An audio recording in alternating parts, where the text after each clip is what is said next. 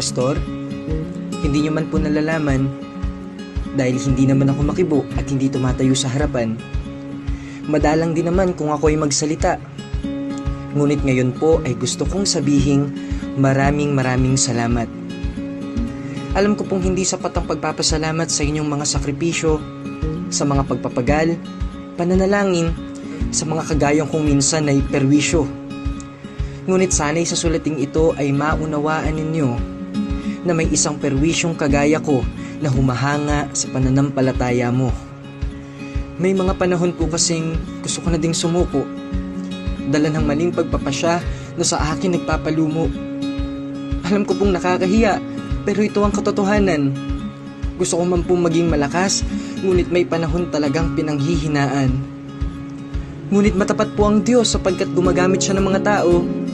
Pinapaalala niya na walang masarap na buhay kundi ang maglingkod sa Panginoon ko. At dito ko po masasabing kayo ang ginamit niya. Hindi madali sa ministeryo, pero nananatili po kayong masaya.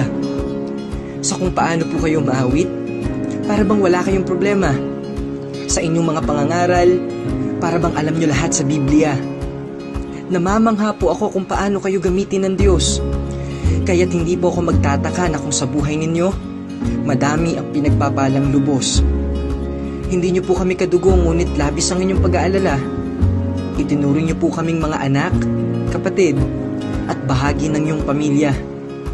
Sa mga bagay na ito, alam kong sapat na para hindi ikahiya na sabihing ikaw po ang pastor na ibinigay sa amin ng Diyos na may likha. Magpatuloy lang po kayo, minamahal kong pastor. Ibilang niyo po ako sa mga taong nananalangin sa inyo. Alam kong marami pang kagaya ko na hindi man masalita, pero alam po ng Diyos kung paano ako lubos na humahanga. Huwag niyo pong alisin ang inyong mga tawa at ngiti. Huwag niyo pong pagsawaan na kami ay tuwirin sa tuwing kami nagkakamali. Huwag po kayong matakot mangaral kung ano ang nararapat sabihin, sapagkat nangangailangan po kami ng pastor na may malasakit sa amin. At sa huli, sa pagharap po natin sa Panginoon, kung tatawagin man po ang mga naging bunga ng inyong pagtugon, malugod po akong lalapit at magpapasalamat sa Diyos Ama dahil sa buhay ninyong ginamit upang ako at marami pang iba ang makakilala sa Kanya.